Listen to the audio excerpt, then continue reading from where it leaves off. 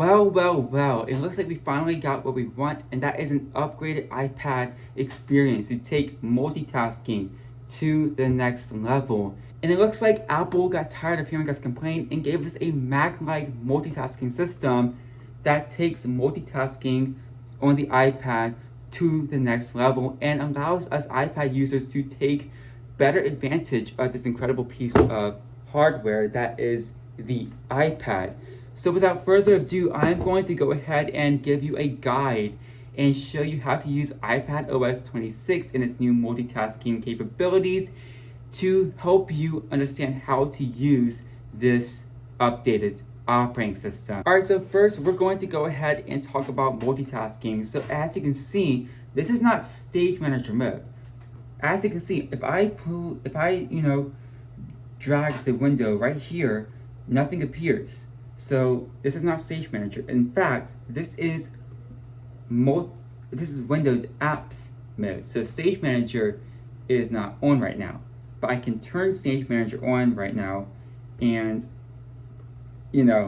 group my apps together just like I could do in the past. So as you can see, Stage Manager is on, but I just don't use Stage Manager because Windows Apps is just so good to begin with. So let's go ahead and bring back Safari and bring back the Dodge website to show you the multitasking. So as you can see, I can place my windows however I want, and I can overlap them. It's so smooth and it's not janky like it was on iPadOS 18, 17, and 16.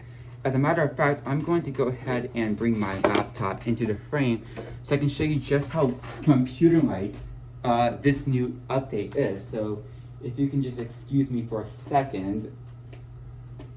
All right, here we go. So here is my laptop right here. I've got to make some room on this desk. There's literally no room for anything. I have to move this over. Literally no room. As you can see, why is it doing that? Why is it doing that? Hold on. Okay. It does that all the time where the screen is like really white. Okay, there you go. So as you can see, here's the desktop. I can move my window around exactly how I want to. I can place it where I want to. And just like on the computer, I can do the exact same thing. Oops. Do the exact same thing. This is so annoying. On the iPad, which is something that you could kind of do, but it just wasn't that great. And well, no, you couldn't do it. You really couldn't. I say you couldn't do it. It would snap into its, determined position, and it didn't really give you full control over where you wanted to put your windows. And also, resizing windows is such an improvement now because I can resize my windows exactly how I want to. So, yeah, if I want to have the Dodge website resized, it resizes exactly how I want to have it resized, just like on my laptop. So as you can see on the laptop, it's really smooth, and it's also really smooth on the iPad too. If I want to snap my windows in place, like maybe do a split screen view, it's a little bit different because on the laptop, I just use my trackpad and I grab the window and I snap it in place, and it's just like that. I'm going to go ahead and move this so it's actual split screen. And yeah, I have a split screen, but on the iPad, if I try to do the exact same thing with the cursor, well, it doesn't really happen. Now I can go ahead and go to the traffic light controls, which is brand new on the iPad. This is something that's been ported from the Mac over to the iPad. It's just a great addition to the iPad.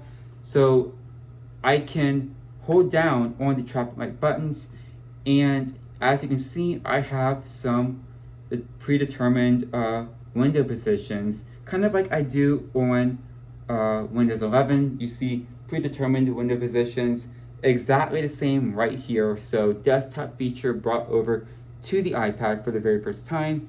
And I can go ahead and snap this window over to the left. And so I can look at, the Dodge Durango or Charger or Hornet on the left side of the screen.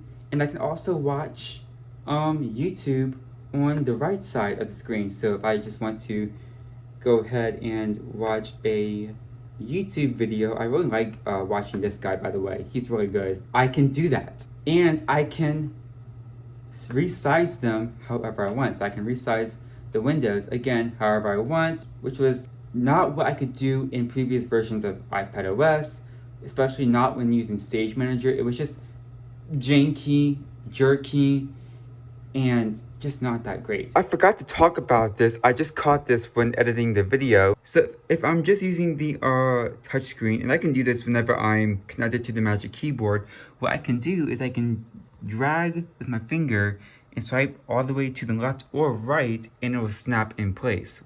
And again, for reference, I can do the same thing on the laptop. So as you can see, this is a lot more desktop-like, and it's a lot more usable as a desktop. So let's go ahead and bring this laptop out of the frame. But anyways, let's go ahead and talk about another thing that's been brought over from the Mac, and that is the menu bar. So as you can see, if I swipe down, you can see the menu bar. So this is the menu bar for YouTube. If I tap on the Safari window and I swipe down, now you can see Safari. So yeah, the iPad has the menu bar. And before I forget to mention, all iPads supported on iPadOS 26 are getting windowed apps and Stage Manager. So if your iPad didn't support Stage Manager, well, now it does. So you can actually use Stage Manager on your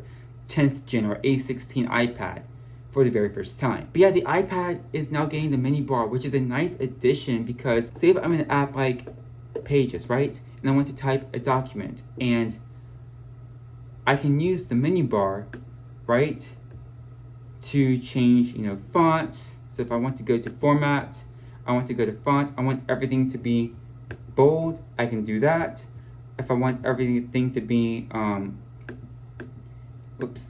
in italics, and it's just a really nice, universal place to put things. Now, not all apps are going to, off the bat use the menu bar. For example, Notion, for whatever reason, has not updated to the menu bar. This is a new feature, so I'm not surprised that a lot of apps have adopted the menu bar. But as you can see, so many things are grayed out on the Notion menu bar, which is a shame, but that's just the reality of the menu bar right now. But if we go to Word, for example, this is actually an app that previously was not supporting the menu bar, but now it does to an extent. Nowhere near as good as Pages, is what I would say, but it's still really nice and useful. So if I want to, change, why is it not typing? That's weird. Okay, so if I want to, let me just go ahead and type out some mumbo jumbo. If I want to go ahead and change the font, I can do that. So let's go ahead and make this bold, and again, I want to underline this actually. So I can do that on the iPad instead of having to try to figure out where everything is right here, and this user interface right here. I can do that on the iPad, and I know exactly where everything is. So great addition to the iPad, and I really can't wait for more apps to start, developing for the menu bar. It's really nice. And the only way to access the menu bar is by being in an app. You have to have an app open on the screen to access the menu bar, and you can swipe down to access it, or you can take your cursor and bring it all the way to the top, and the menu bar will pop out.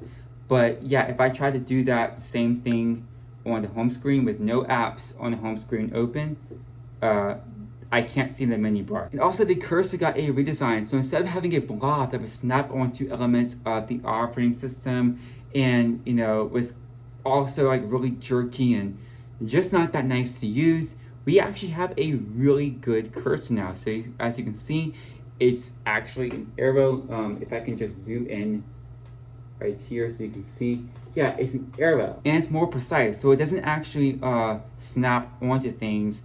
It just stays an arrow. And as you can see, the apps still react to, the cursor, which is really nice.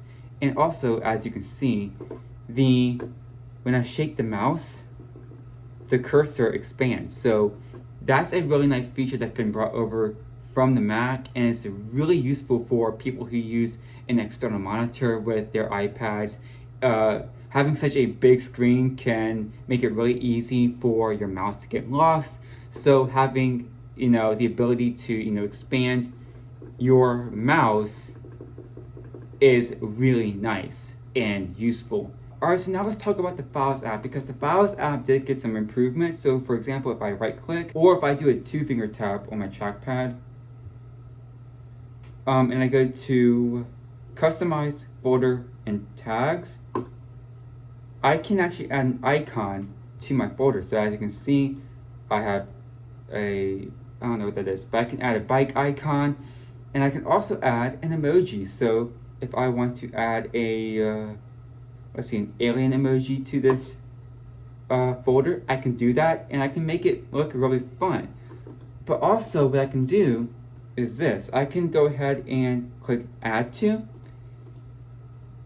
and Dock. So what that does, what you'll see right now, is if I go to my dock, as you can see, Untitled Folder 2 appears in the dock. So I can click it and it fans out, and I can click on whatever file I want. So if I want to, I can click on Cocktail Lounge, or I can click on the PowerPoint right here. So if I have a PowerPoint, I can save it to my dock and have quick access to that PowerPoint, which is really nice. And also, here's another update, Preview. So Preview is now available as a standalone app for the iPad. So if I want to, I can access Preview either 2 ways. So I can go to the app, or I can actually go to Files. So if I want to go to Files and access Preview, what I can do is I can click on a PDF. So I'm going to click on this PDF right here. And as you can see, you have Preview. And I can actually swipe up to see Preview right here. So instead of it being in the Files app, it's opened in the Preview app.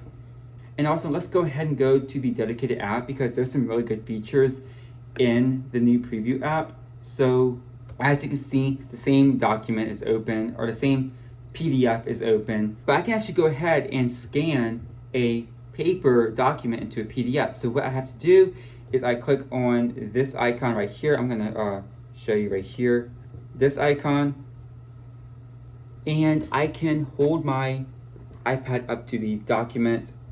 You can see, take a picture, and bam, as you can see, I can adjust this,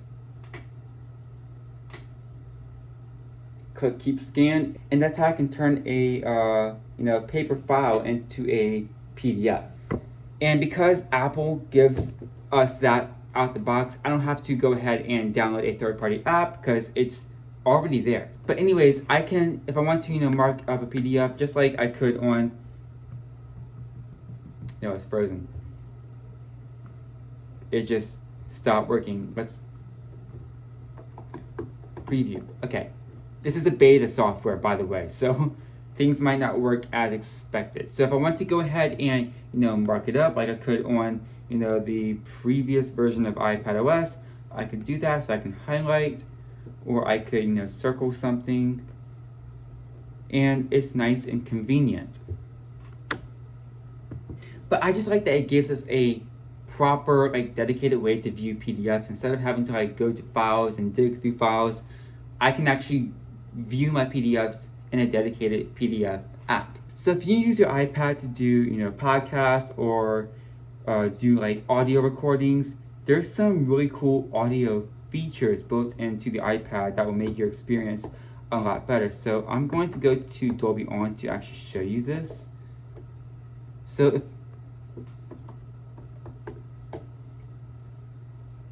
that's weird.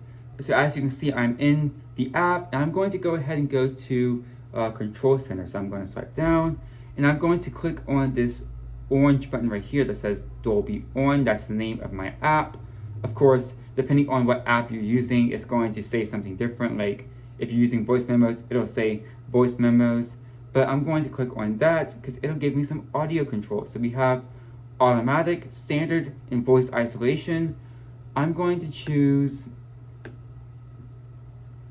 standard. And also I can choose voice isolation. And so yeah, it brings more functionality to the iPad. And also, if I want to, I can plug in a microphone to my USB-C port.